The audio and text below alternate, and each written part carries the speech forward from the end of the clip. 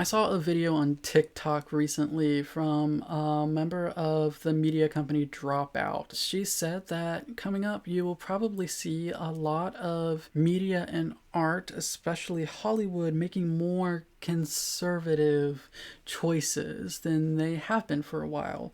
And she assured us that Dropout would not be doing that.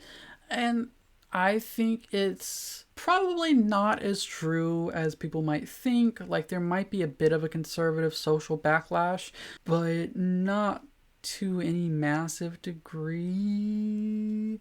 I think the implication is more that there's going to be less representation, which I'm unsure of, but I do think you might be seeing an influx of conservative art. Not changing the current artists, but more people making art with a conservative viewpoint.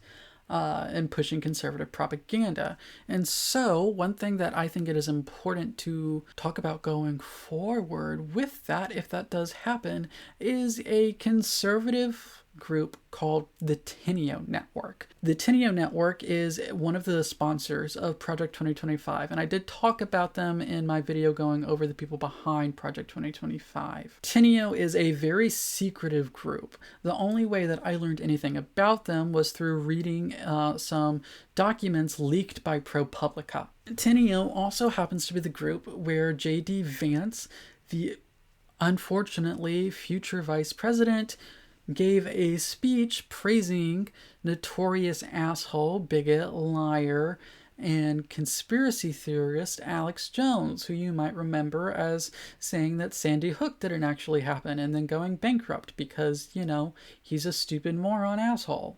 Okay, so TENEO is very secretive, but they do have the goal of influencing culture because they understand that culture is how you move the needle politically on a lot of issues. And so to do that, they talk about how they need to invest in art and conservative artists so that they can influence the culture by making culture. One thing that I think would be worth someone's while is to maybe infiltrate some TENEO meeting and then maybe publish the names of the people who were there so that we know. We know that these people are members of a group that sponsored a policy document that called for the criminalization of trans people, so that we know the people making this art support all of the cruel things that are in Project 2025. And if they didn't want their name associated with that, maybe they should have stopped being associated with a group that put forward Project 2025. Now, TENEO being very secretive is because they don't want us to know who is involved with them, so that we can't connect them together, so that we can't boycott their products, not work with them, or not engage with their art. Which is why I think it would be beneficial for some poor soul to go and leak all their members.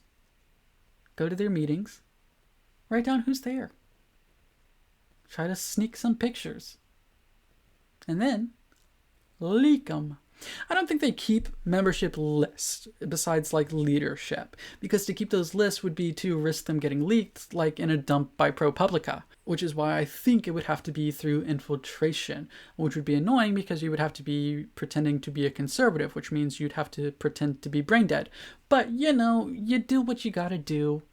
So anyway, yeah, that is a group to keep on your mind. The TENEO Network. TENEO. Yeah, they suck, and they're probably going to attempt to spend millions upon millions of dollars over the next 4 years.